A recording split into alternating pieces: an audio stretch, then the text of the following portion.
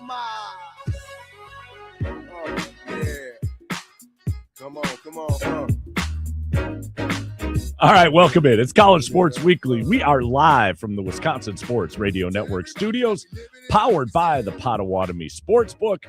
Don Wachulis, along with Charlie Usen here on a Saturday morning. The professor is on assignment this week, so he'll be back with us next Saturday as now we make our way through the next 120 minutes of our beloved program, talking about everything that's happening in the world of college athletics within the state of Wisconsin and nationally, because we've got some things once again happening nationally that are going to affect the likes of the Badgers and the Golden Eagles and the Panthers, and we can go right down the line with that.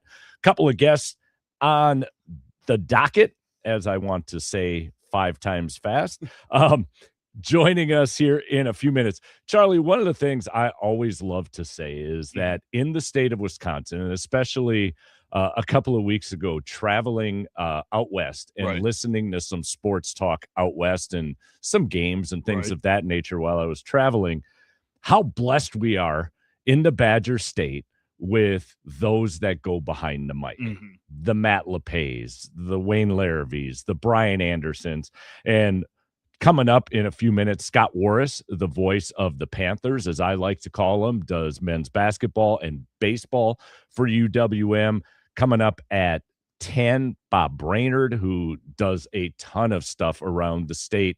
I just, the quality and level of the broadcasting element associated with sports in our state is by far, I think, something as fans we're spoiled by. Until you go elsewhere and you listen to what qualifies as an announcer or as sport talk radio. I was fussing about this last week when how was the wedding, by the way? It was a lot of fun. I was talking to Chuck about it. Like, it was my first wedding that I've ever gone to. Just in case you guys like don't. I'm 24, so like this is the first like start of all my friends starting to get to that point of getting married and stuff. This was a crazy wedding to go to first. So it was a Mexican/Palestinian wedding, and both of them have very big like families and traditions and culture. Stuff. So I was like, it may be a little much for my future wedding, I think, but it was perfect for my friends that were getting married. It was awesome. Had a great time. Awesome. That's great to hear. But what we were talking about a little bit last week is, you know, I'm listening to what qualified for sports talk in the desert on 2 different stations. One market probably the size of ours, maybe a little smaller. One market bigger than ours. And I'm telling you, 2 days in a row where they sat and read lists and didn't debate the list, didn't quantify why they put so-and-so on, just literally read the list. So it would be like, all right, Charlie, let's do our top 5 Marquette Golden Eagles. And you go down, you give your 5, and then you would respond and go, all right, Wachulis, yeah, but at number 1, I'd have so-and-so. Okay, next, let's run our top 5 Wisconsin Badgers. That's crazy. It was unreal. Crazy. I kept waiting for like something to happen. Because there was really not much else when you're stuck in the car like that to really listen to. And I'm thinking, okay, this has got to get better at some point, but it never did. And again, it just makes me much more appreciative of what takes place, not only here at our station, but within our competition. I'll say it that way. And for all of those who do play-by-play and everything else around the state from Division I to Division III, that I firmly believe within this state, we have some of the best behind the mic, bar none. It's just people that are passionate. I think you truly get on almost every station around here, every team that's getting covered. You have people that care about those teams and have opinions about those teams. I think sometimes when you go other places, it's a lot of people that are trying to get to that next level, trying to get to a national level. So they choose not to be as aggressive towards their opinions on the lower level because they think that's what you have to do at a national level. And I think that's kind of a problem to me. I think a lot of the times when I watch, and I know some people around here don't like him, but Danny Parkins, the reason he got to the national level is because he was so opinionated and loved the Bears and loves his Chicago sports teams, that it bled into him being able to use that passion for every part of the sport and every part of athletics in general. Yeah, and the passion component of it, I think you're spot on, Charlie. And let's now bring in our first guest as we jump to the Nicolay Law talk and text line. and bring in the voice of the UWM Panthers. It's Scott Warris. Good morning, sir. How you doing? How in the world do I follow that setup? Oh, you just do your thing because you deserve every single thing about it. That I love what you do at UWM, what Bob does, with UWM, with the D3 World Series. We'll be talking to him later. I just really think that in our beloved state, Scott, we've got some of the best, and I put you in the mix. Well, that's very generous and very kind. But, I always say I've in the Milwaukee area, born, bred, raised, reside, and to have grown up with the likes of Jim Irwin and now Wayne. LePay is outstanding. Obviously, we had Euchre for lifetimes, and now to have BA, who's, big time, but he still wants to stay. Like I was just listening to you, Don, make that point about guys who, there's something about this market, something about Milwaukee, something about the state of Wisconsin where once they're here, they go, you know what? This isn't bad. Maybe I can go dabble in national stuff, but I can still stay local. And so, no, I think we're really blessed. I'm totally with you on that. Yeah, and the only thing I think that is always a detriment sometimes is the weather. Not today. I don't want to get anybody upset today. Today the weather is beautiful, but yeah, I think what we have within the confines of our state, again, at least for me on the college level, from Division I to Division III, the quality of play, the quality of sports, all across the board, I think that's what makes it special. So I didn't ask Scott to come on the program for us to do a diatribe on broadcasting in the state of Wisconsin. Let's talk about UWM, and let's start with the baseball program because you've been part of that, calling home games for the university. It's the understatement right now to say that this was a special year for this Panther baseball team. Oh, and that, beyond a shadow of a doubt. I mean, it was something that I think maybe internally they might say that they were building toward this. And I know you had Coach Wagner on a week ago. And I think, since he was given the reins as the head coach 3 seasons, you've seen incremental improvement. I mean, they have finished higher in the standings each of his first 3 seasons, just in the regular season. And then to cap it off with what they did this year, it is just, I was telling somebody this week, Don, it's invaluable to the program regarding the PR, publicity, marketing opportunities of the last couple of weeks, whether it's the tournament run with the walk-off at Wright State and then what they did last weekend at Auburn. It is invaluable to a program like baseball, which has to scratch and claw and fight for every ounce of attention and dollars everywhere.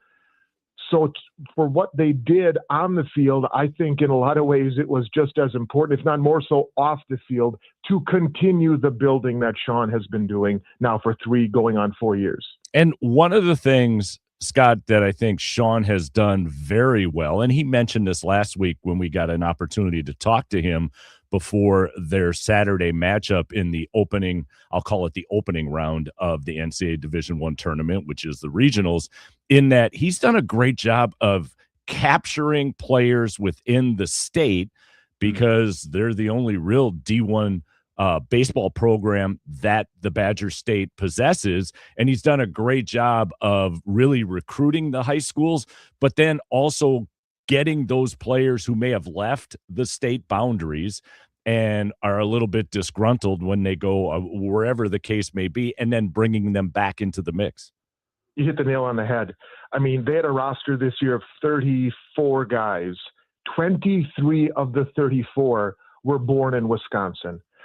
You look at their top producers this year, either with the bat or with the glove, and almost all of them are of those 23 Wisconsin-born players, and almost all of them went somewhere else and came back. I as the season was going on, and you mentioned we broadcast the home games, I would talk about, I call them bounce back guys. I would call them the boomerang boys, because all of these guys, in baseball specifically, but we can expand it too, they had an opportunity to go somewhere and they came back. But Don, why did they come back? Why did they come back? They came back because at some point along the way, in this case, Sean Wagner, Corey Bigler, that coaching staff made a connection.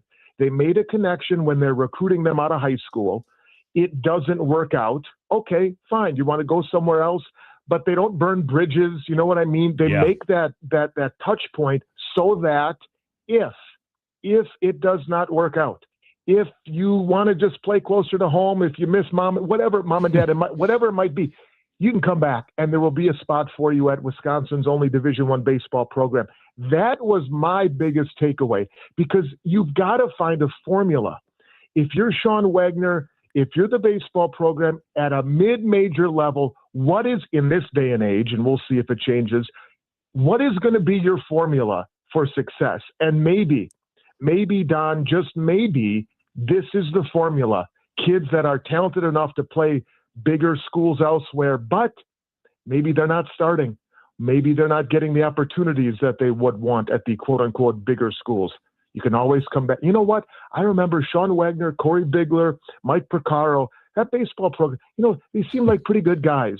Maybe I'll give them a call and portal up and come back home. That might be the formula. And that was my biggest, I think, point of pride for the baseball team this year. Scott, the team finishes 27-33 overall, and it was a very bumpy start. But to coach's credit, as he alluded to last week, they went and played at LSU, which, depending upon who you were looking at, was either the number 1 or number 2 team in the country starting the season this year. They go and play Duke. They play Minnesota. They were playing some really high-level, high-caliber type opponents in preparation for the magic that took place at the end. And you being around that crew, watching not only the coaching staff, but the players, in essence, hold it together and really battle through those losses that took place in the first half of the season, only to bounce back and get on one of those incredible rolls down the latter half. And then, again, the Cinderella story that we got just a little over a week ago. Yeah, without a doubt. It was not just preparing them for a potential regional, like an Auburn environment, but and I think Sean talked about it with you guys as well last weekend. It's giving kids opportunities to play in those environments, give them experiences. I think, they open up at LSU, defending national champions. They got their rings on opening night, and the Panthers are leading in the 7th inning. It would fall short, but they were leading in the 7th inning. There's 11, 12,000 people in that stadium. Sean has talked about bolstering that non-conference schedule, yes, to get you ready for a regional-like atmosphere, but also let's give these kids, largely from the Midwest, largely from Wisconsin, let's give them some quote-unquote big-time experiences. Let's play in some of these stadiums against some of these programs. That'll give them memories that'll last a lifetime. And then if it helps them down the stretch, that's only an added bonus, without a doubt. So I would not expect that to change in terms of scheduling policy or scheduling philosophy for Sean moving forward. I know he's got some big names coming up, big schools coming up in the years to come as well. Scott, you were talking about what the tournament appearance meant to just UWM, not only the baseball program, but the athletic department and the school as a whole. There's the dark side, I'll call it, of the way college athletics is being run right now, where there had to be, I would assume, somewhere in the back of Coach Wagner's mind, like, okay, now I've really got to go ahead and recruit my current players to come back, because we're getting this national exposure and we're going to have other coaches out there watching the caliber of athletes we do have. And now they're going to try to come in, as the kids say, with a bigger bag and try and snare them away from us. Oh, I don't disagree with that at all. It's just the reality right now. Yeah. It's not fun to think about, especially when you consider the core of this team, this baseball team, and the eligibility that they still have. But you know what, Don, I take a step back. I go year to year with everything now in college. And I would advise everybody that whether you like it or not, that's the reality right now. And hopefully it'll change, hopefully sooner rather than later. I take a year to year approach with everybody. And quite candidly, if any of us, if I or anybody is surprised or greatly disheartened when a kid leaves after 1 year, I'm talking about any program, then at this point, I feel it's kind of on you. It's kind of on me. Like, well, what did you expect? This is the norm. Yeah. This is the reality right now. So if you're going to be riding the emotional roller coaster as a fan, looking at your roster, going, who's back, who's not, who's out, who's in, back and forth. Well, at some point, you as a fan, as a follower, have to adjust your emotions a little bit to just kind of enjoy it in the moment, realize it could change by next season. I haven't looked recently, but I would assume there's some kids, probably more than some, that are going to hit the portal. Doesn't mean they got to go, right? You can portal and come back. Right. Danilo, basketball, Jovanovic did it at UWM. So there's always that element too, but I don't know, Don, maybe I'm just a cold-hearted, callous sports fan at this point, a media member, whatnot, that is just like, you know what? Just enjoy it for the year, because right now we're just on a year-to-year cycle with rosters. No, I don't think you're being callous at all. I think if we were to take our conversation right now, and we've said this before, when Dan has been here, and back it up, let's say a decade, if somebody said they were going into transfer portal a decade ago, it was breaking news. It was, what's wrong with the program? Why is this person leaving? But in today's world, it's just happenstance. I mean, it just happens almost on a daily basis, whether the window is open or not. We saw last week, I forget who it was, but somebody transferred out of a football program at a particular university as a track athlete because the transfer portal window is open to get to the university that they wanted to be a part of. And then, I'll quit track when I get there and just focus on football, because that's what I had tended to do, was be a dual athlete. It's just not going to work, but there's all these loopholes. Anyhow, one last thing before I let you run on a Saturday. And again, Scott, appreciate what you did for us last week and then jumping on the show today. Talk a little bit about Amanda Braun in the midst of what is taking place, as we've been discussing, in the world of college athletics, the difficulties that have to be placed in that athletic department on a mid-major, and everything that she's navigated, along with bringing in, again, the Sean Wagners and the Bart Lundys, and you can go down the list, some really quality coaches within those programs, and keeping that thing fluid over there at UWM. Well, I haven't talked to Amanda probably. I saw her at a couple of baseball games this year, so it's been a little while since I just had a chance to kind of pick her brain, and she's always great about that and offering perspective to me. One thing that I do know that she has done, and specifically I know with the men's basketball program, is stay in regular contact with the program in terms of when the portal's open and rosters are being turned over. Staying in contact with your coaches. I mean, I think that is vital, because you have to maintain that degree of familiarity with, okay, what is my men's basketball coach going through? What's my baseball coach going through? What's my women's basketball coach, soccer, whatever it might be? How are they handling this transfer portal? And, what help can I, as an administrator, offer my coach, offer the program, whatever it might be. I mean, I don't envy Amanda or any athletic director in this day and age, without a doubt, having to try and navigate these waters, and not just where we are right now, but trying to have some sort of foresight. Okay, what's going to happen 6 months down the line? Any one of these legislative pieces in Congress, anything have legs? Anything might happen. I mean, you have to focus on the here and now, but you're kind of taking that 30,000-foot view as well, and trying to look down the road and help your department out as a whole as to what you might be able to cut off at the pass, nip in the bud, take advantage of. Don, I think, and I put this on ADs across the country, like, who's getting out ahead of something? Who's on the cutting edge of trying to figure, how are we better for the rules or lack thereof that we're playing under right now? How are we better for it? What advantage could we take? How can my program, my department be better for the rules that are or are not in place now. Be proactive instead of reactive. I think that's something that is so vital, especially at the AD or administrative levels. Couldn't say it any better. Scott Warris, you're the man. Appreciate everything again, what you did for us last week, jumping on the show today. Have a great rest of your Saturday, and looking forward to seeing you over at Panther Arena once basketball season gets up and running.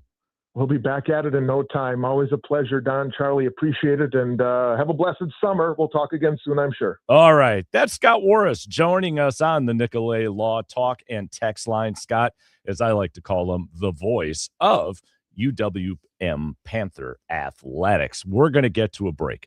On the other side of the break, Scott teed it up wonderfully for us, Charlie, as we're going to talk about, again, that legislative piece, because college sports went to Washington once again. The hearing that we alluded to last week in our discussion of the bill took place. Take a couple of clips that we heard from Nick Saban and others in the midst of that hearing, and talk about, I think, a couple of elements that remains, I'll say, out in the wilderness a little bit, Charlie, that no one's really talking about in the midst of all the spending. But Charlie and I, we've got it all figured out. At least we think we do, but we'll get to it after this. It's College Sports Weekly. We're live from the Wisconsin Sports Radio Network studios, powered by the Potawatomi Sportsbook.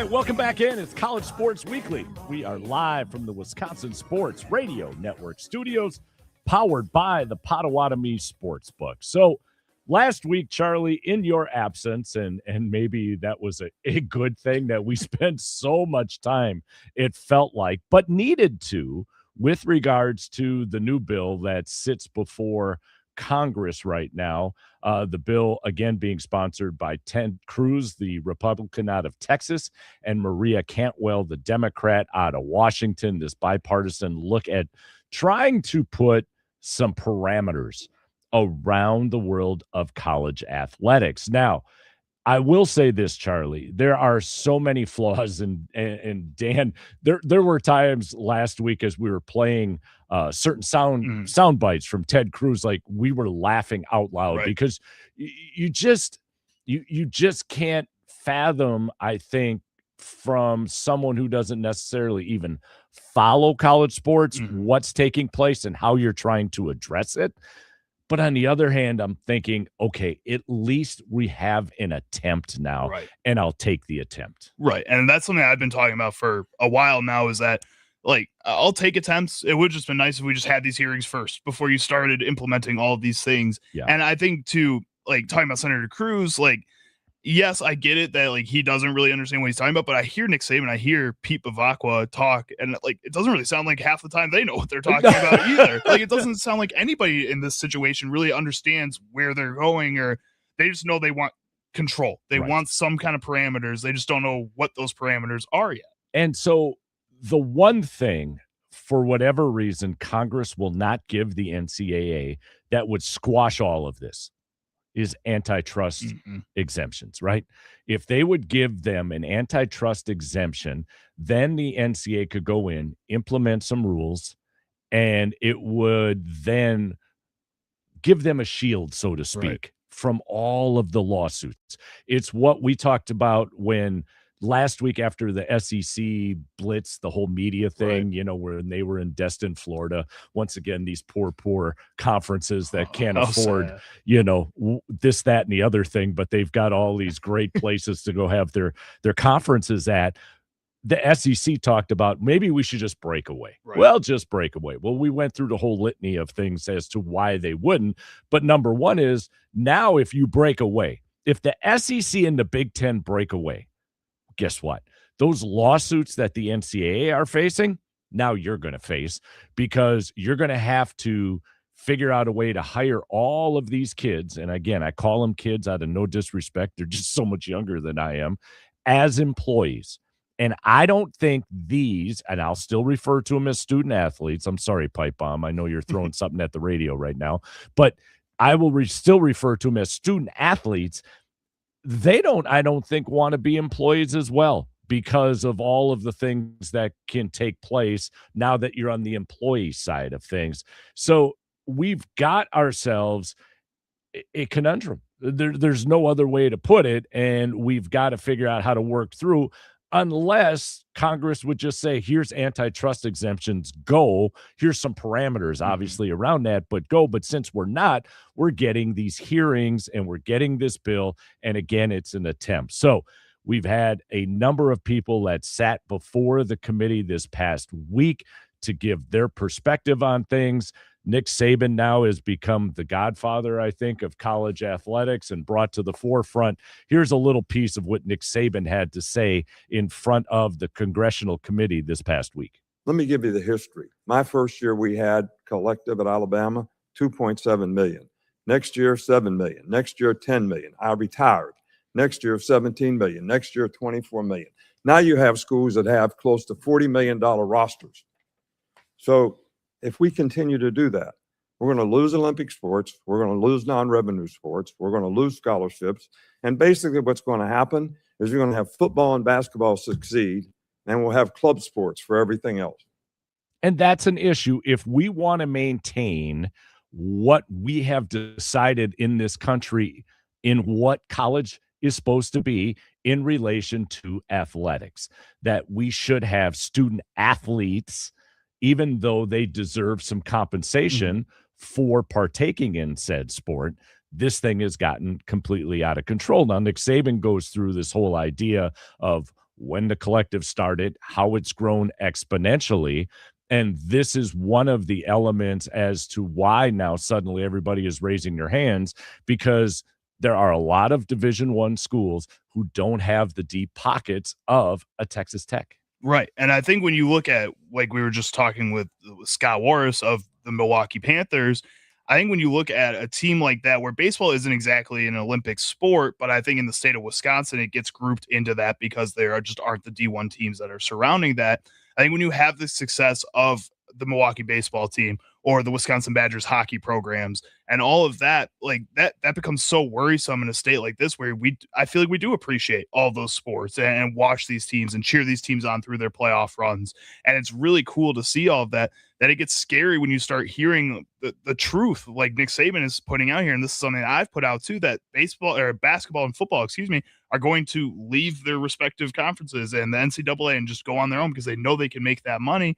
And then what happens at the same time, I still think that these smaller universities, the Milwaukee's, the D3 universities and the D2 universities, they all care more about those Olympic sports than I think the bigger universities give credit to. And I think even they care about those Olympic sports. So when basketball and football do decide to leave eventually, if they do decide to leave eventually, which it does seem like it's leaning more towards that in my mind, the schools are going to go back to their Olympic sports and say, all right, since they wanted to leave, we don't have to worry about that. Kind of same point like you were making before, where the Big Ten and SEC then has to take on all those cases, has to take on all these players as employees instead of student athletes. The universities can kind of take a deep breath and say, you know what? This is why you have a football general manager. This is why you have a basketball general manager. You guys figure that out. Yeah, you can have our name. You can put our name on it. But we're going to focus all our attention on these athletes that aren't going to cost as much, that aren't going to cause as much drama on our campus. Because you're looking at Texas Tech and the Brendan Sorsby stuff that's going on, how much of a distraction that is when their softball team is so amazing and you have so much success there too. It's just so frustrating to see it come back to this. But at the same time, I'm kind of excited to see how these universities then shift their focus when they don't have to focus on the big ones. It's going to be interesting because, again, we see the idea of maybe football breaking away. I don't think the NCAA cares much if football breaks away because they really don't generate much of their revenue from football. Football is a revenue generator for the specific university, not necessarily for the NCAA. My problem is going to be the NCAA may say, okay, football, go ahead, go do your own thing. You're still affiliated with said university, but you become your own entity. If that entity is successful, that's when basketball will break. If basketball breaks, that's when the NCAA dies because that's where the NCAA gets their revenue from. It's the rights to the March Madness tournament and the billions of dollars in media rights that are spent. If they go, the NCAA goes. Now, the trickle down, however, is where the problem comes from. You may have, to your point, you get these universities be like, all right, go do your thing. We'll focus here. The problem is with the current structure as it stands right now, again, it's the Division II and Division III schools who benefit. So I think a couple of weeks ago, we used, let's say, Concordia University of Wisconsin, the football team earlier or now last year, as we're into summer, they win the conference, they get a chance to be in the playoffs. What happens if their athletic budget is so tight that suddenly the AD, the president, walk in one day and say, guys, congratulations, you won the conference. We don't have enough money to send you because the NCAA now is the one who foots the bill on those tournaments, the transportation, the hotels, the whole 9 yards to get those kids that opportunity to participate in something in a postseason nature. That's where I think the problem comes in. And also this week, presenting, I'll say it that way, in front of Congress, Pete Bavacqua, the AD at Notre Dame. Now, he caught a lot of flack because on one of the sound bites, and this won't be it, he talked out of both sides of his mouth. He talked about the fact that a super league is not what we are looking for, but here's the benefits of a super league that they were planning out. Yeah, if we do the media right package to it. But what I pulled from it had to do with eligibility ability and some of the things that he referenced with regards to what we're doing right now with our student athletes as far as what their future will hold. And to me, this was a much more relevant piece than the one everybody glammed onto where he talked out of both sides of his mouth. This is Pete Bavacqua, athletic director for Notre Dame, again, speaking in front of Congress this past week. And we spend so much time in this country talking about the superstars. In our world, the Jeremiah Loves, the Hannah Hidalgos, the Caitlin Clarks, the Cooper Flags. But if Congress doesn't act now, there are going to be thousands and thousands and thousands of stories of young men and women, particularly in football and men's and women's basketball, that bounce around to 3-4 schools. And when you're going to 3 or 4 schools over a defined finite amount of time, the educational aspect of this becomes a total farce. And maybe they're earning NIL money along the way in bits and pieces. And maybe at a young age, you feel that NIL money is going to cure all of your monetary woes for the rest of your life. But these are not the type of kids who have the talent to make it in the NFL, the NBA, or the WNBA. And you're going to have a generation of student athletes, thousands of cases that are finishing their college journey without a college degree, with money that is fleeting. So by the time they're 25, they've torn through that money. And it's kind of a good luck with the rest of your life. I agree that we're just a couple of years away from hearing about some of the horror stories where student athletes who got paid handsomely, or I'll say respectfully, because not everybody's making $4 and $5 million, but got paid respectfully, that tore through the money or trusted someone, that keyword, the trust again, that we hear all the time, whether we're talking professional athletes or entertainers, whatever the case may be. They trusted somebody with their money to invest, to do this, and they took it from them, or they made bad investments. And we're going to have what we now still term as student athletes who don't have a degree, who only went to said university to play sports, got a nice paycheck, but now got turned back to the real world, for lack of a better way of saying it, and said, all right, go do your thing. Good luck. Survive. We'll talk to you later. Right. And I think that obviously is a problem for the universities, but at the same time, like in my mind, like these athletes are choosing to do that. Yes, they're still young people, but they're starting to get to that age where they can understand the decisions that they're making. And that when you are switching from 3 schools and flipping all around, that's not all on the universities. That's on these athletes that could be like Jeremiah Love and stay at Notre Dame for 3 to 4 years because he knows he's going to get paid there enough. He knows he's going to get the recognition enough there. You don't have to be switching from school to school all the time. I think somebody who's 22, 23 years old, I'm 24, like I can understand that that may not be the best course of action for my future. And I know, again, a lot of people don't have the same background as me. They didn't grow up in the same family, the same kinds of homes, the same places. And that all changes your perspective on how all of this goes. And I can see how the universities get to be predatory for that. But at the same time, it's all out in the open now. Like it's not hidden anymore. Like there should be more to this. But again, that goes back to setting a framework in the beginning to get this right in the first place and not having to do it now. And so again, we're at a point where it's already out. So now we've got to figure out how to rein it in. And we also have to understand, and we'll find this out. This is going to be the I'll say the worst part of what we're going through right now is it's going to take 3 to 4 years to figure this out, because we can't necessarily talk about an individual's success. Like you brought up Love at Notre Dame. Is he the majority? Or is he the outlier? I mean, you know what I mean? He used to be the majority 6 years ago, and then all like it's flipped like that. Where what I'm getting at, I'm sorry, Charlie, I mean to interrupt you, sure. But what I'm getting at is the idea with regards to his finances, right? Like he sees a bigger picture outside of the immediacy of whatever that check is.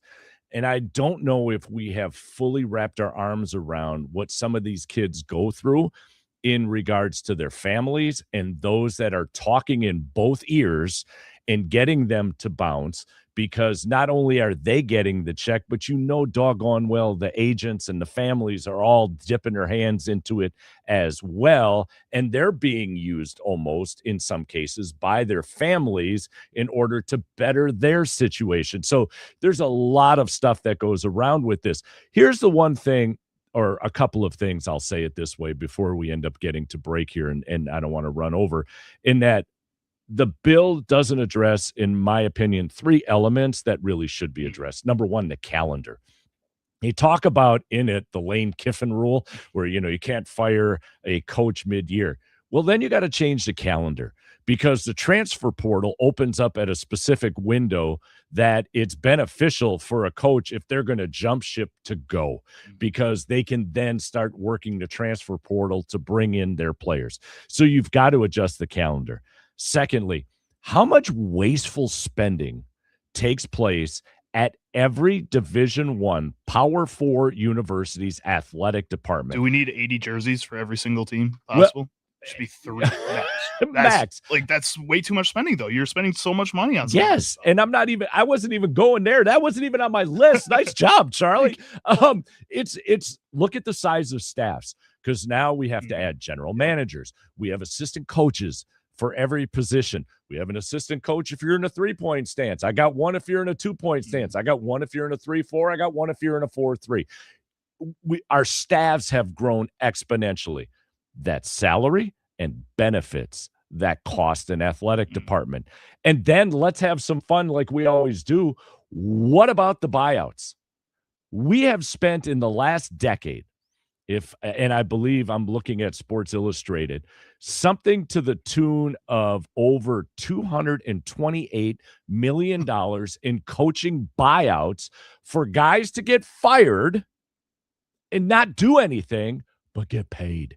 They got paid. You got Brian Kelly got $54 million. Here's the list, Charlie, I was talking about. Let me read a list. This will be great radio. Jonathan Smith at Michigan State, 33.5. Billy Napier at Florida, 21. Hugh Freeze, 15.8.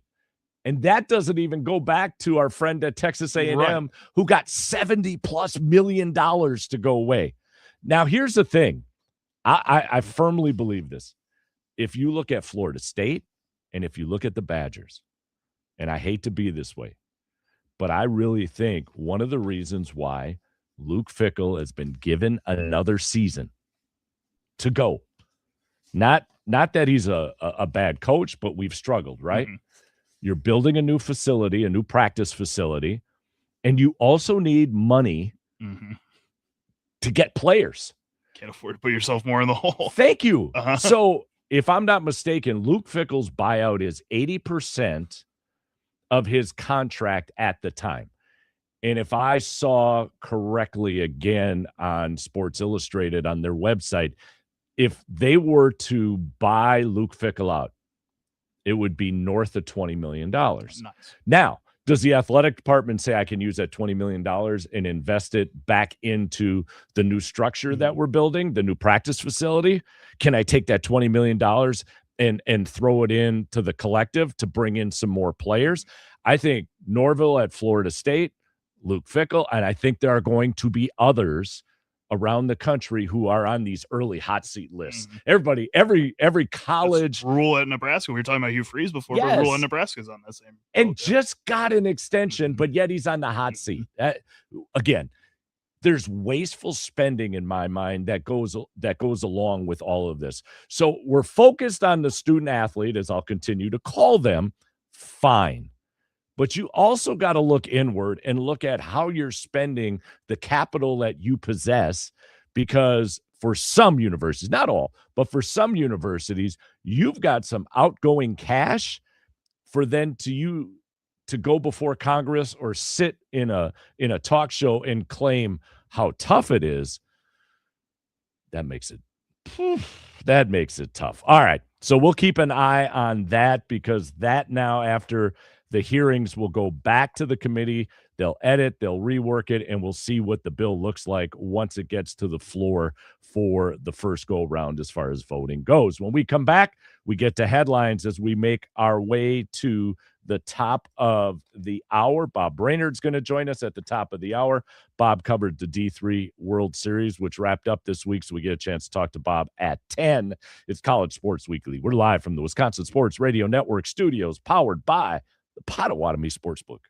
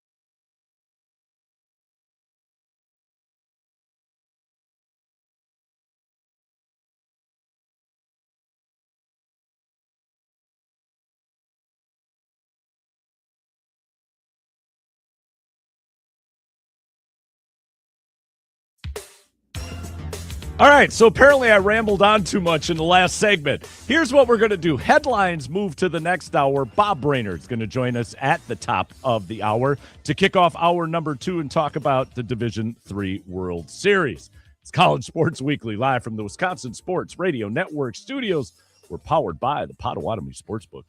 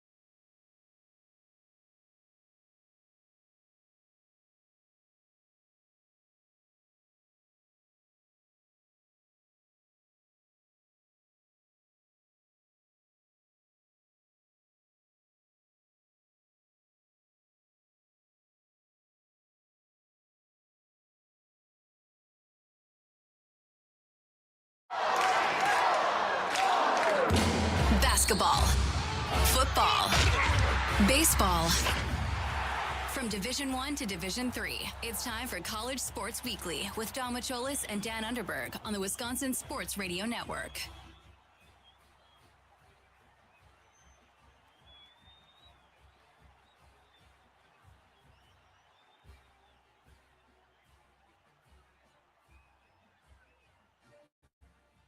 All right, welcome in. Hour number 2. It's College Sports Weekly. We are live from the Wisconsin Sports Radio Network studios, powered by the Potawatomi Sportsbook. I plan on paying attention to Charlie much more in hour number 2 so we don't get ourselves in the predicament which was caused by yours truly in hour number 1. But here in hour number 2, in a moment, we're going to get to Bob Brainerd. Bob, who covered the Division III World Series for the NCAA, and their broadcast did a great job. It was fun to watch, listen to, and take in some college baseball as the championship took place this past week. As I noted earlier, we'll move headlines here into this hour. A couple of things that aren't necessarily local that I think, again, have some impact, along with some local headlines, because we got news yesterday about a coaching change at UW Oshkosh, which kind of came out of nowhere as far as I was concerned. So we'll get to that. And then we'll hand out shovels, as we always do, to wind up this fine program. But we get to talk some D3 baseball as far as the World Series goes, as we get set to go to the talk and text line brought to you by Nicolay Law, and bring in, I think I can call him friend of the show, Bob Brainerd. Bob, how are you? I'm a friend, Don. I'm a friend of the show. I'm a friend of you. I see you during basketball season, and now we get to talk in the summertime, talk a little baseball. We do get to talk a little bit of baseball, as you were down in Eastlake, Ohio, covering the tournament and doing the broadcast on behalf of the NCAA. Just in general, how was the experience with the teams that were down there? We'll get to the championship game and the series in just a moment, but just having those teams in Eastlake and the atmosphere, what was that all about? Was it as fun as it looked, at least watching the broadcast? It is. It's a lot of fun. It is. It's a long day. It's a long tournament. You've got 8 teams that make the College World Series in Division III and double elimination tournament, right? So right. There, the first 2 days, it's 4 games. It is back to back to back to back. And the great thing, Don, is, these teams, they come in, it's all about survival. It's all about how can they piecemeal victories together? How can they keep their pitching staffs intact? And what we saw as this goes on is that you can throw your ace in the first game, but then can he come back again on short rest? We saw aces early on and then come in later in the tournament in a relief role, because you get your back against the wall, and if there's no tomorrow, you're going to throw your best arm, whether it's tired or not. So that's what this tournament is all about. It's about endurance. It's about keeping your mental fortitude to push forward when it looks impossible, because you say, we don't have anybody in the bullpen. We're tired because we played until 1 a.m. in the morning the day before. So whoever can do that, you can survive this grueling week. And I think survive is the key word there, as you talked about it. Bob, I was surprised personally that Whitewater didn't make it to that part of being one of the 8 teams vying for a national championship, as good as they've been this year. But within the 8 that made it to Eastlake, Ohio, was there a team in particular that surprised you, for lack of a better way of saying it, both good or bad, when all was said and done and we crowned a national champion? I think that, well, first of all, the Whitewater point, their team, the one that won the national championship a year ago, they had a lot of their pieces back, but they also lost some of the pieces. And we're seeing this now in Division III baseball, where if you're good, if you've got a stud pitcher or a stud hitter, all of a sudden, and you get attention like Whitewater did, they won the national championship. All of a sudden, the bigger schools start saying, hey, you want to come play for us?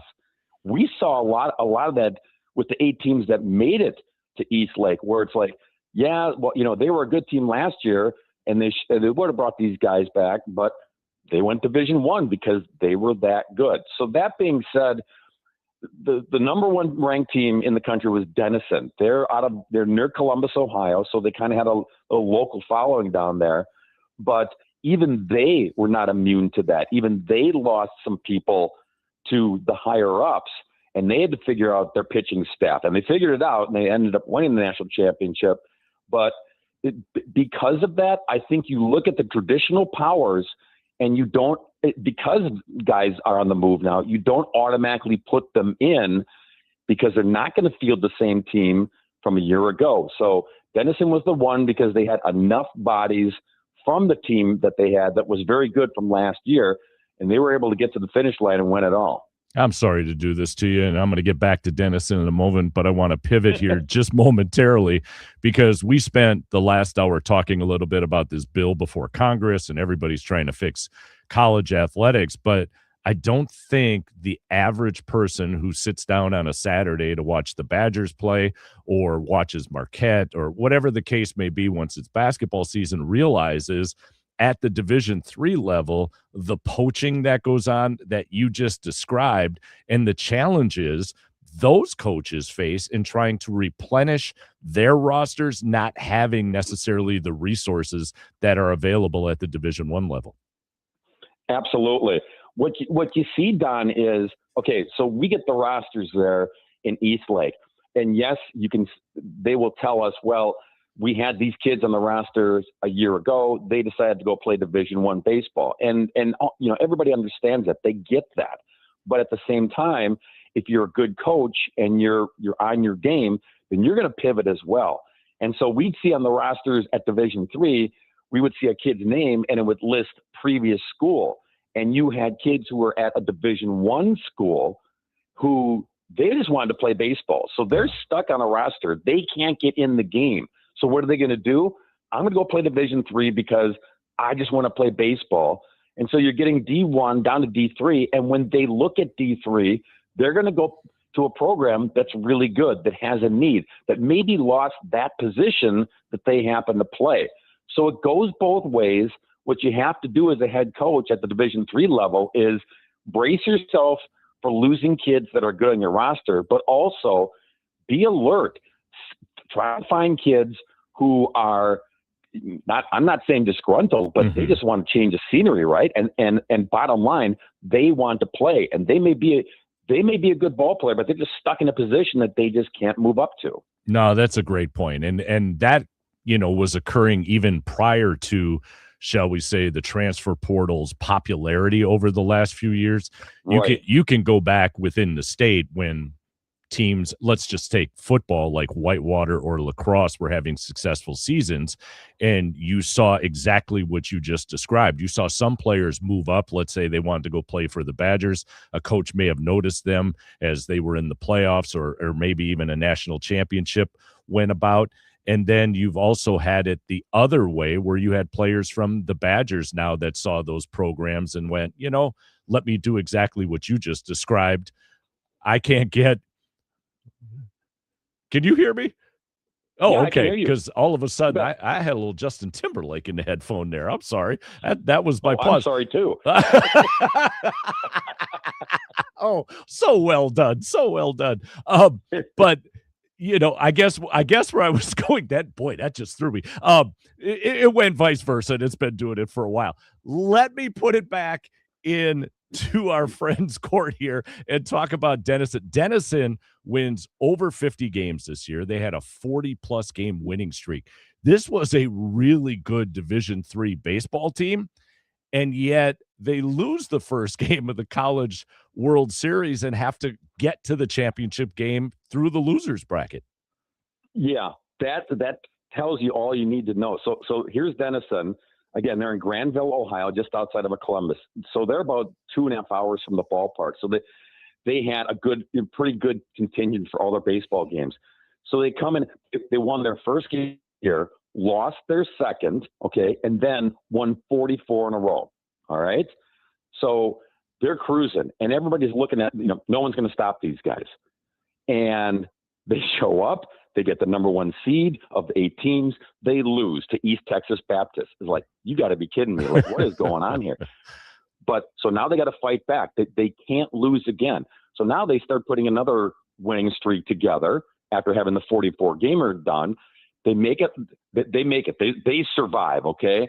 Now they get into what you do is you have 2 brackets. You have a bracket of 4, a bracket of 4. The winners come out of each bracket, and then we have a day off. Everybody can exhale, and you take a breather. You reset your rotation. You reset your players. You rest your players, and then it's a best of 3, all right? So it's Endicott, who's from outside of Boston, Beverly, Mass. They're taking on Denison, best of 3. Denison wins the first game. They shut them out 6-0. It's like, okay, they're back. They're locked in. Then, Don, we get to, it is, if Denison wins, it's over. They're national champions. We go 10 innings, and Endicott wins 11-10 in 10 in the craziest game of the tournament. So now we got to do it again. And then Denison goes on and wins 4-3 in 10 innings again. I did 20 innings of baseball to call a national champion. But it just goes to, I mean, it just goes to show you when you get to that point, it truly, it's about survival. And as good as Denison was, and as good as Endicott was, these teams fight and claw to the finish, and they figure out, how do we get this done? And it's not always going to be the conventional way, because it's not a conventional setup. Even for a team that was as good as Denison, they had to go all the way to the finish line and then some to get that national title. So in watching all of the tournament play that you did, Bob, there's always the discussion of whether or not it's pitching that will take you to a championship. I get it. It's a combination of where I'm going with this.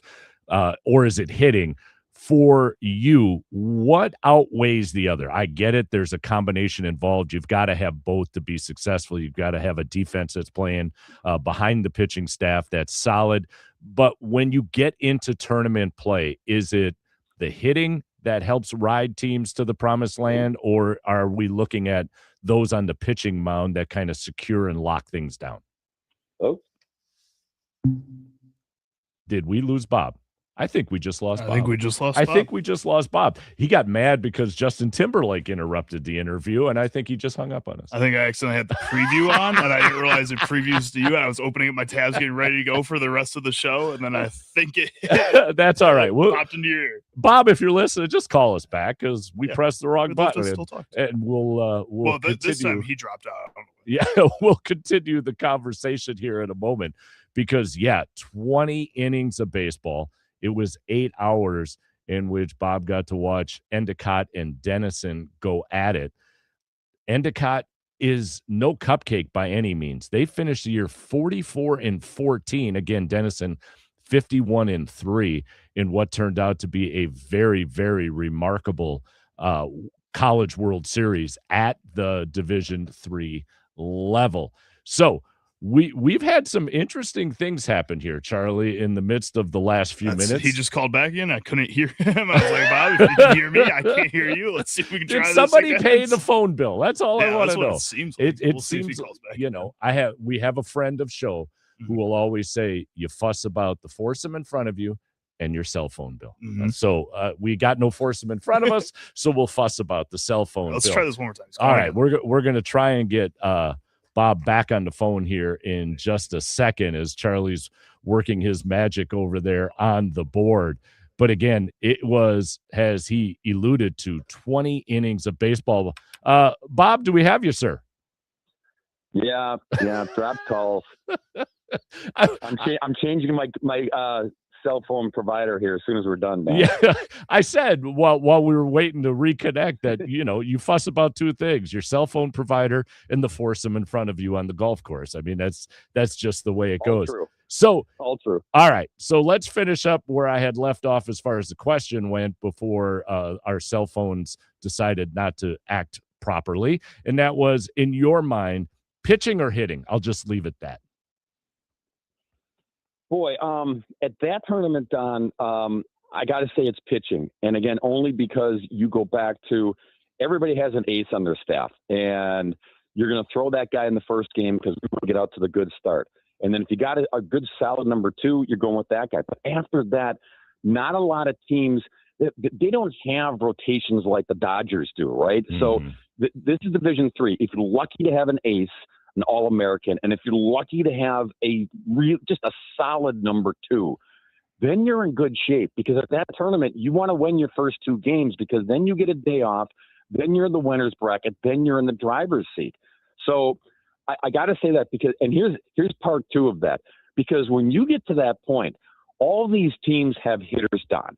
All these teams are built on having mashers in their lineup. We look up and down the starting lineups every day there, and these averages are all gaudy. It's not, usually it's not just, well, they have a couple guys who are hitting, 300, close to 400, and then you have a lot of pesky hitters. That's not how they get it done there. So if you have pitchers that can keep some of those gaudy numbers on those bats in check, then you're going to be in good shape. And like I said, too, we saw multiple times there when you got deeper and deeper into the playoff play, the starters are coming back. Starters are coming back in short rest. We had pitchers play in both games on Thursday. They pitched in both games, who were relievers, who were previously starters. Coaches are running out there saying, whatever you got. If you're in fume, Right. I don't care. You got the summer to take it off. So it really, to me, it truly is about the pitching and who can get it over the plate and just get outs to get their team to the finish line. Bob, how important in a tournament like this is momentum? Because personally, and I know if we were to ask anybody at UWM, they would poo-poo it, so to speak. But I thought UWM got a disservice by the NCAA in playing that first game against Auburn with an 11:10, I think, starting time here locally, which had to be after midnight over in Auburn to play that game on Sunday night and then game 2 on Monday.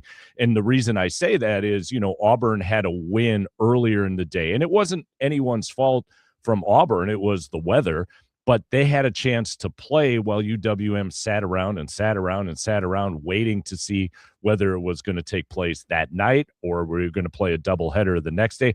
I thought it kind of stalled what was the momentum that UWM had garnered coming out of the Horizon into the regional tournament of the NCAA Division I side of things.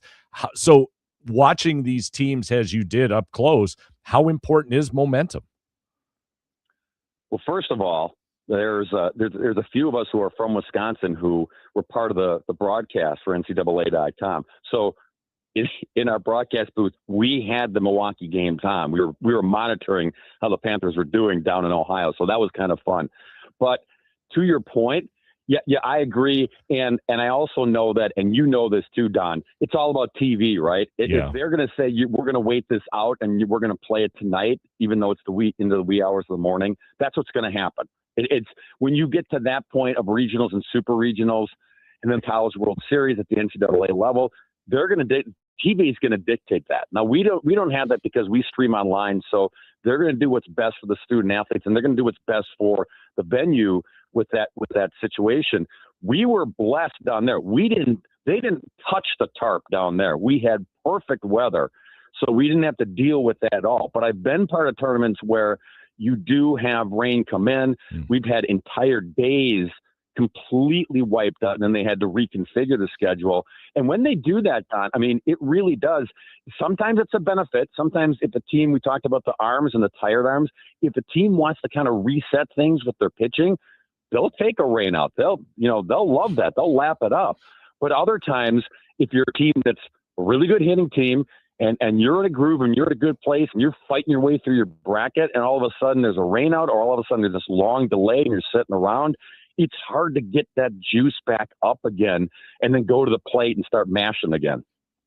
It's funny, as he said, a team that could use a rainout. I had Bull Durham immediately pop into my head, where all of a sudden the sprinklers get turned on because everybody just needs a break and get a moment to kind of collect themselves. All right, one last question before we let you run. And Bob, thank you again for taking some time out of your Saturday to join us because we always appreciate the time and a chance to chat. Looking as you do, you see it at the Division III, the mid-major. Obviously, you follow the Power Four conferences as well. If there was one thing in the midst of all this legislation mess that we're going through and trying to correct the world of college athletics, what's the first thing in your mind you think needs to be corrected before anything else moves forward? Wow, loaded question, Don. I know it's unfair on a Saturday. No, it's loaded, but it's something that I talk about, that you talk about, that like everybody that's involved in sports, we all talk about, because we remember, not to be the get off my lawn guy, but we remember how college sports was. It was more pure. Well, it wasn't pure. We knew that there was shady stuff going on behind the scenes. It just wasn't as readily available in public as it is now. But I think, from where I stand, I just want to see some normalcy when it comes to the NIL stuff. Mm-hmm. I remember, when student athletes first brought it up, what did they want? They just wanted to have like a stipend. They wanted a little something so they could go get a pizza, so they could go to a movie, so they could go back home. In a bad situation, I just need to get back home because I have a family member who's ill. And the NCAA was just kept putting their foot down. No, you're getting a scholarship. That's it. You're not getting another dime. And that's all they wanted, was a little something. And then it grew into this, and it grew into where players are deciding not to play professionally because they can make more money by staying in college another year. So that's where we are. And I just wish the NCAA, and we can't time machine this now, I wish the NCAA would have at that point said, you know what, let's give them a little something, and let's draw up a plan where we say, okay, each athlete gets X amount of dollars, and it doesn't matter if you play football, doesn't matter if you play hockey, doesn't matter if you play field hockey. Every athlete gets this much per week so they can go get themselves a pizza, go bowling, go home if they need to. If that were to happen, and then you had that stipend raise a little bit every year, a little bit more, and they can certainly afford that. If that happens, Don, maybe we're not in this position that we are right now. Maybe athletes are happy to say, I got a scholarship, I'm playing college sports, I'm having a great time, and I got a little spending money that I can use so I can be normal like everybody else who isn't a student athlete. If that would have happened, maybe we're not having this convo right now. Yeah, so true, so true. Bob, thank you again for joining us. Great job down there covering the Division III College World Series. Enjoyed the broadcast. Have yourself a great remainder of the weekend, and go sit out front and tell people to get off your lawn. I always do that, Don, and the rest of the time I'm doing my laundry because I got a week's worth of it. So. That's fair. All right, Bob, take care. Thanks again. Anytime, Don. All right, Bob Brainerd joining us on the Nicolay Law Talk and Text line. We get to a break. On the other side of the break, we'll reverse time. We'll get to headlines after my babbling in the first hour. We'll do some headlines and then hand out some shovels as we wrap up today's episode. We'll do it all next. It's College Sports Weekly, live from the Wisconsin Sports Radio Network studios. We are powered by the Potawatomi Sportsbook.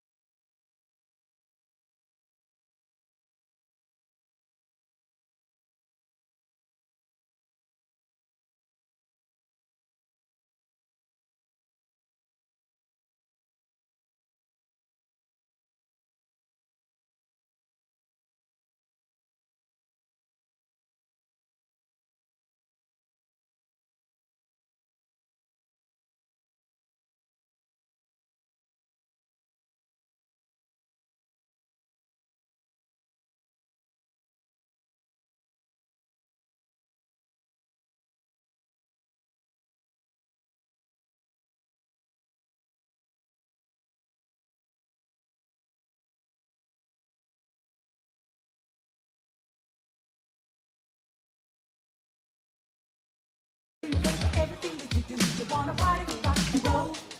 That's the hot music for your radio. It's the headlines. Tell me, have you heard it? Headlines. Read all about it, baby. Headlines. Headlines. All right, welcome back in. We're live from the Wisconsin Sports Radio Network studios. This is College Sports Weekly, as we are powered by the Potawatomi Sportsbook. Time to get to some headlines. There's a number of things happening in and around the state of Wisconsin and nationally that are worthy of a few minutes of our time. And then after we get to another break, we'll close out this morning. We're not even in the afternoon yet, Charlie. We're going to close out this morning's show. We're getting there with some shovels as we'll hand it out. Again, the professor will be back again next week. He's on assignment. Want to shout out to our friends in Milwaukee at 1250 AM, 105.7 FM, The Fan. In Duluth Superior at 710 The Game. In Green Bay, Appleton, 99.7 and 1440 AM WNFL, and in Wausau, 93.9 The Game. Thank you for joining us and using us as part of your soundtrack on a Saturday morning, whether you're headed to Home Depot to pick up those last-minute things, got us on the headphones while you're mowing the lawn, or going to your favorite greasy spoon, trying to recover from whatever you did on a Friday night. We're glad that you're aboard. So, couple of things. First, all at the D3 level.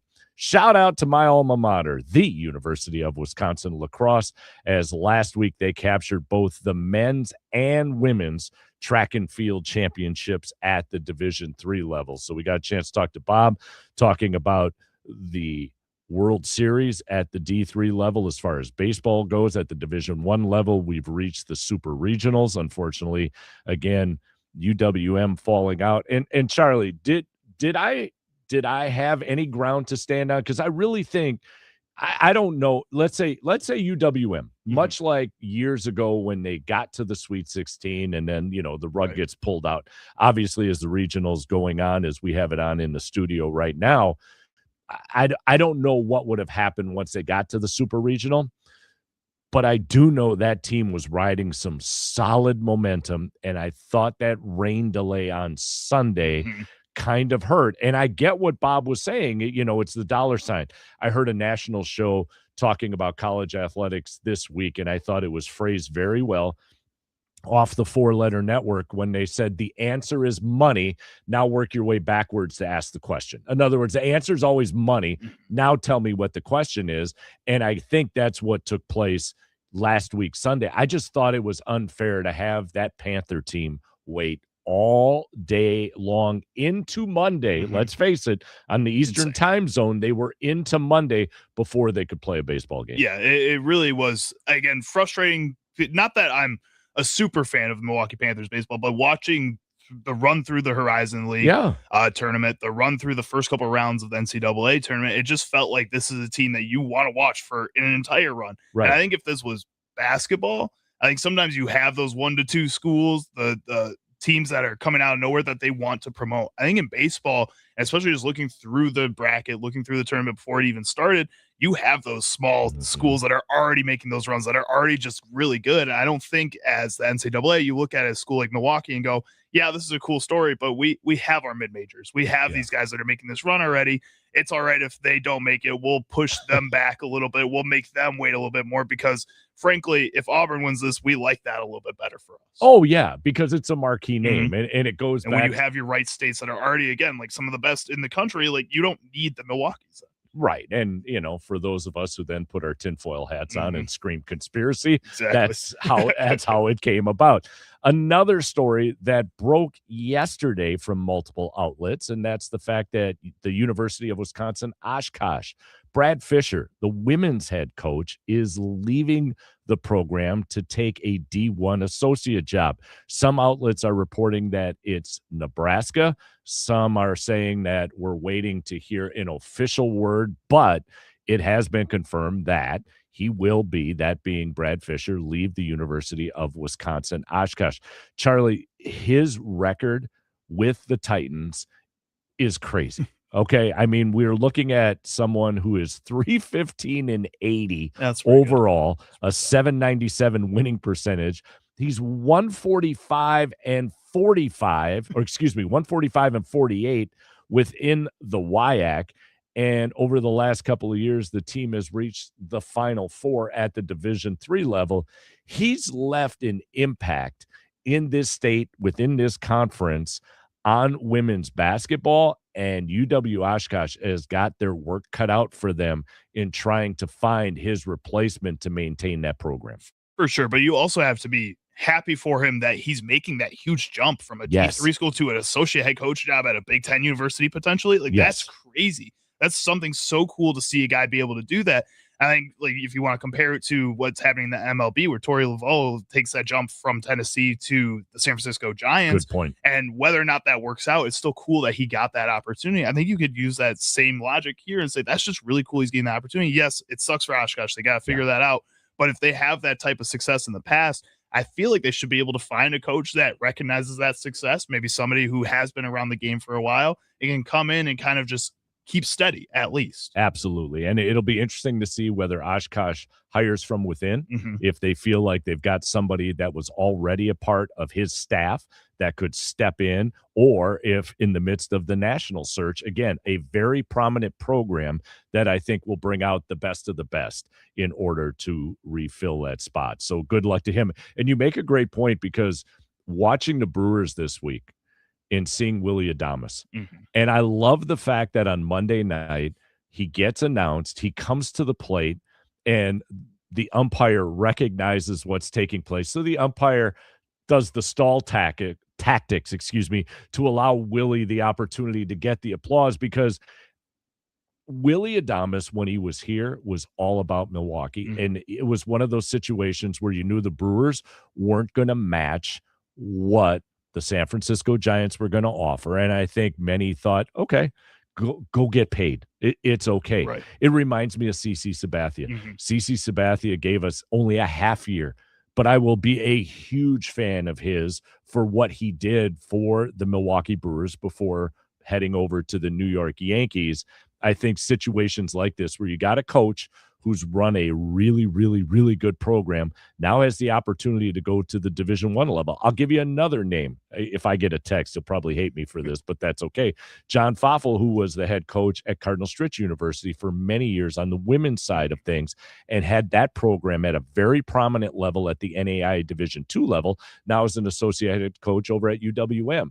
It's a nice jump. It's a great move for coaches who worked at the Division II and Division III level now to have that Division I experience. Well, and it's beyond sports. That's just a cool human story to see somebody have that type of success, and somebody you've cheered for, somebody that you've maybe not known personally, but have that kind of parasocial relationship where you've seen this person grow throughout their career. And again, it's frustrating to see that your basketball team might suffer from this, or your baseball team might suffer from that. But at the same time, to see that person succeed and be happy makes you happy too. Absolutely. And so we'll keep an eye, obviously, on that to see what Oshkosh does in filling that position. We had some other national champions that got into play this week. Auburn won the men's golf team championship at the Division I level. I was laughing with Charlie during the break. That's a highlight. Boy, that's a soundbite there. It's just quiet birds chirping.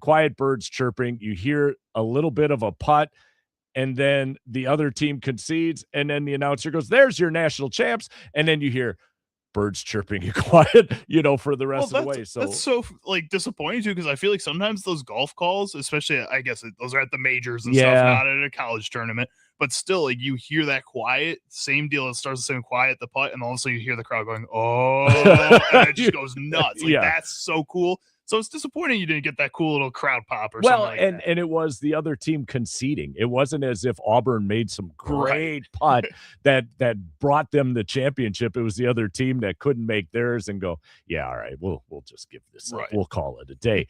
We did get a heck of a series between Texas and Texas Tech for the Women's World Series. This is courtesy of ESPN. This is how it ended earlier this week. Texas does it, and they have the hookup for a second national championship in a row. So Texas, after not getting a national championship prior to the last 2 years has now won back-to-back against a Texas Tech team that was very well funded. And so the debate then began, without winning the national championship, was the investment worth it? Because now Texas Tech has lost to Texas in back-to-back years in college softball.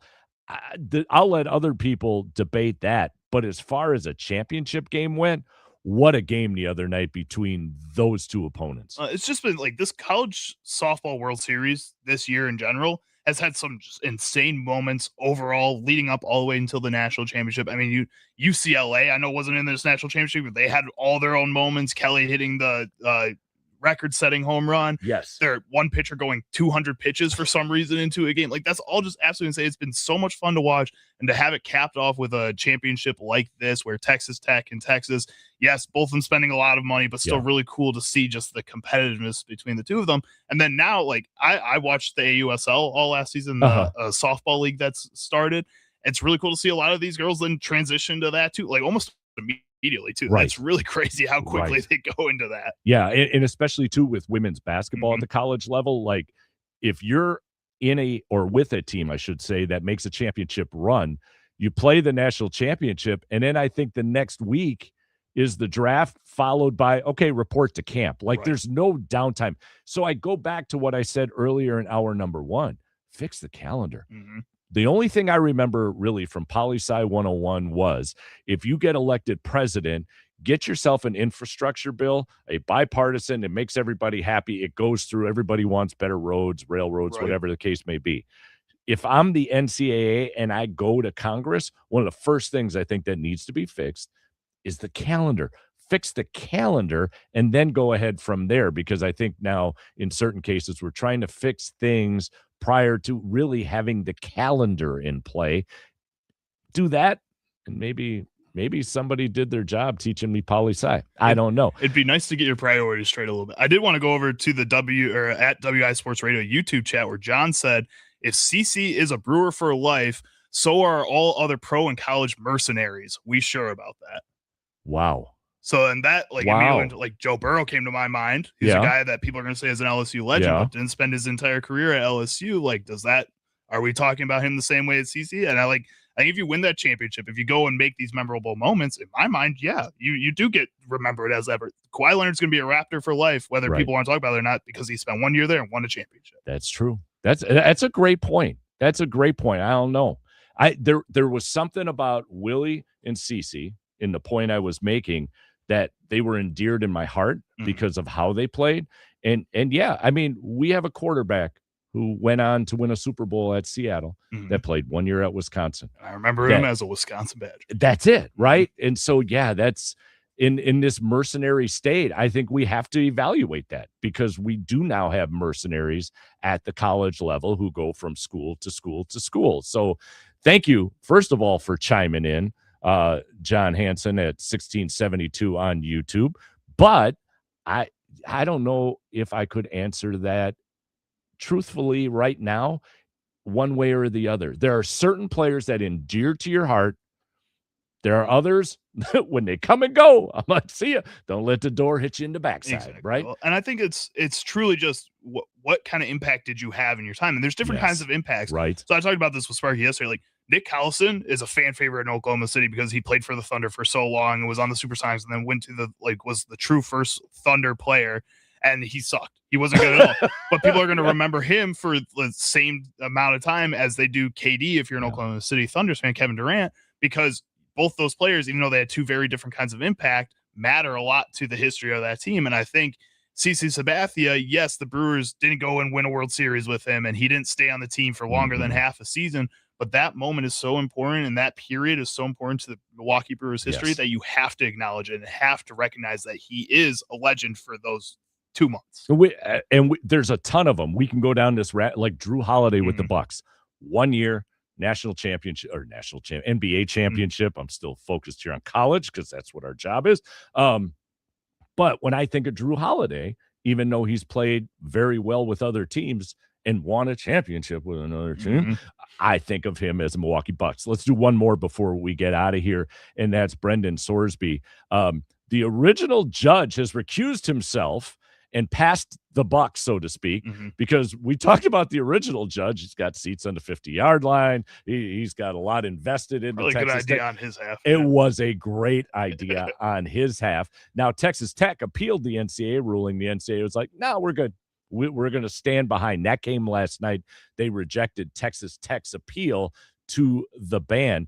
Keep an eye on the Pittsburgh Steelers. A lot of reports right now that if Sorsby goes into the supplemental draft, that the Pittsburgh Steelers could be the ones who grab Sorsby in that supplemental draft because they're afraid Aaron Rodgers might crumble as the season goes. And I get it at 42, but Sorsby, again, we plead this, I can't, my future. Well, if you don't get an opportunity to play at Texas Tech, there are NFL teams that are going to take you, and you're going to be able to move up to the next level, which is, in my thought, why the judge who will render a verdict here shortly will rule in favor of the NCAA, because this, to me, is one rule the NCAA has enforced that they haven't quivered on. Just stand by it, please. I don't want to see you flip flop on another stupid rule. Just stand by it. Well, here it is. It's not the NCAA that's flip flopping. It's the court system, and that unfortunately is the way life goes. All right,